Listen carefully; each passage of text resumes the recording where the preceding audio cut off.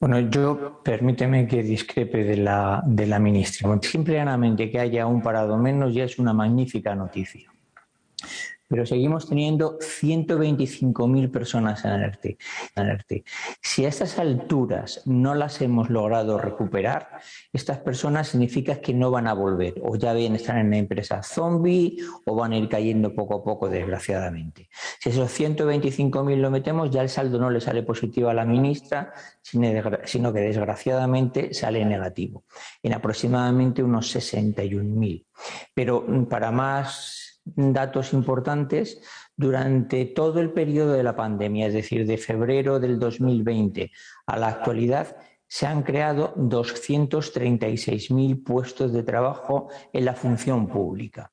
Y recordemos, la función pública no se ha visto afectada por despidos durante la pandemia, ni ERTEs, ni nada. Por lo tanto, habría que sumar esa cantidad a esos 61.000 que os he dicho. Por lo tanto, estamos hablando de un déficit real de 300.000 puestos de trabajo desde que empezó la pandemia. Así que yo, desgraciadamente, no estoy en nada de acuerdo con la ministra. Que adicionalmente mi país tiene el peor dato de empleo de la Unión Europea, pues es desastroso, es que estamos peores que los griegos. Y a mí me gustaría parecerme a Alemania, que tiene un 3,3, o me conformaría como Francia, o como Italia, que tiene un 9. Pero yo, perdóname, es que no me gusta que con el sacrificio nuestro y con cosas tan serias como es el trabajo alguien se quiera apuntar tantos que no son verdad. Sí, lo veíamos también. En nuestro país estamos por encima del 14% en tasa de desempleo. En Alemania está un poco por encima del 3%. De cualquier manera, Miguel Ángel, la oposición dice el empleo que se está creando se crea gracias a la reforma laboral que ahora el gobierno dice que va a derogar. Es decir, sin la necesidad de un crecimiento, digamos que fulgurante en el Producto Interior Bruto, se puede crear empleo. Esa es la teoría que sostiene, por ejemplo, el Partido Popular, permite la reforma laboral. ¿Eso está en riesgo con la derogación que plantea el gobierno? ¿Con la reforma de la reforma que está encima de la mesa? Clarísimamente. Mira, yo cuando empecé en esto, estaba en aquella época Felipe González, en los principios de sus gobiernos en el este, y siempre se hablaba de que para crear empleo el país necesitaba crecer por encima de un 2,3 aproximadamente. Esa cifra, extrañamente, se ha mantenido durante 3 décadas. Y cuando llegó la reforma laboral, con un punto yo creo que muy importante que ahora te digo, eso cambió. Y hay una cifra que se mueve aproximadamente entre el 1,1 y 1,4 de crecimiento necesario para que se cree empleo. Muy probablemente el punto más crítico de la reforma laboral es el que primero se quiere encargar, que es que los convenios colectivos primen sobre los convenios individuales, que es lo que cambió la reforma laboral. Es decir, que los trabajadores se pongan de acuerdo con los empresarios para ver cuánto, cómo y de qué manera trabajan. Porque no nos olvidemos que el verdadero tejido empresarial del país no son las grandes compañías, son las compañías pequeñas, las que cuando las cosas van mal dadas, el jefe del taller se pone de acuerdo con los mecánicos, oye, todos sois conscientes de cómo va, trabajamos más, trabajamos menos, cobramos menos, porque normalmente mucho trabajo del que se genera en España realmente es un autoempleo que para yo ganar 2.500 euros o 2.000 euros, contrato a 3 más que pago 1.000 y pico euros. Esa es la gran mayoría del tejido empresarial de nuestro país. Y otro problema, si eso se lo carga la reforma laboral, con seguridad volveremos a la situación anterior.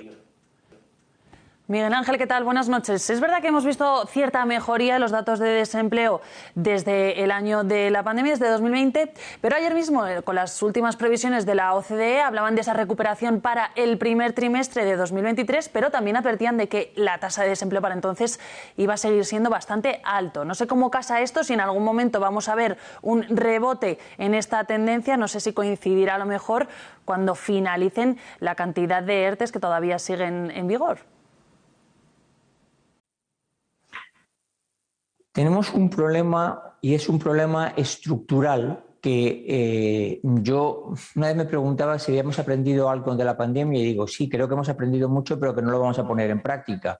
Y nuestro problema estructural, vivimos fundamentalmente de un sector muy afectado por situaciones como la pandemia. De hecho, el 84% del empleo que se ha creado durante este mes que hemos dicho va al sector servicios. Muy poquito va al sector industrial, que es el que realmente aguanta como le han aguantado a los alemanes. De tal manera de que confinamientos, problemas de este tipo literalmente nos matan. Dependemos fundamentalmente de que los turistas, los extranjeros, vengan a nuestro sol, pero para eso se requiere dos cosas: que no haya ningún problema en España tipo al que estamos viviendo o el que hemos vivido intensamente, y que no lo tengan ellos y que puedan viajar.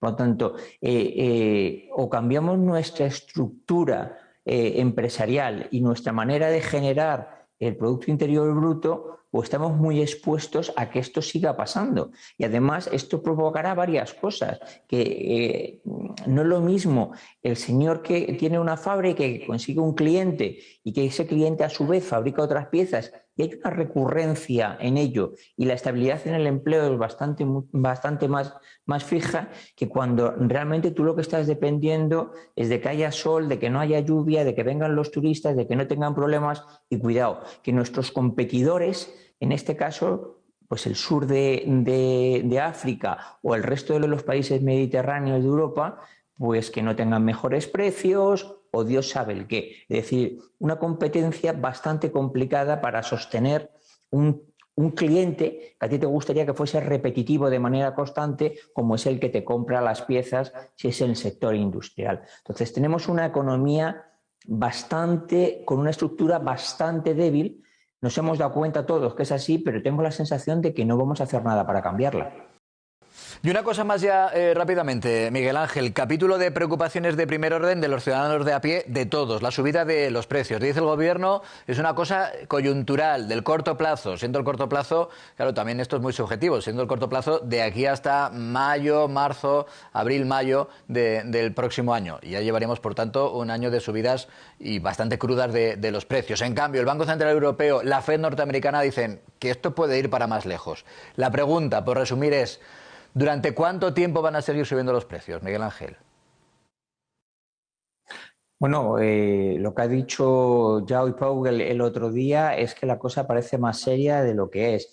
La OCDE ha empezado a dar datos ayer de que la subida de precios se va a mantener de una manera bastante importante, no solo todo el 22, sino parte del 23. Y es porque, desgraciadamente, está afectando a costes estructurales, es decir, no solamente a costes como lo que es el petróleo. Hoy hemos tenido una magnífica noticia con el petróleo, que es que los países de la OPEC Plus, que se llama, es decir, todos, han decidido incrementar su producción. Eso provocará que también con lo que ha pasado con la variante del COVID, el precio del barril de petróleo baje y las gasolinas no se disparen.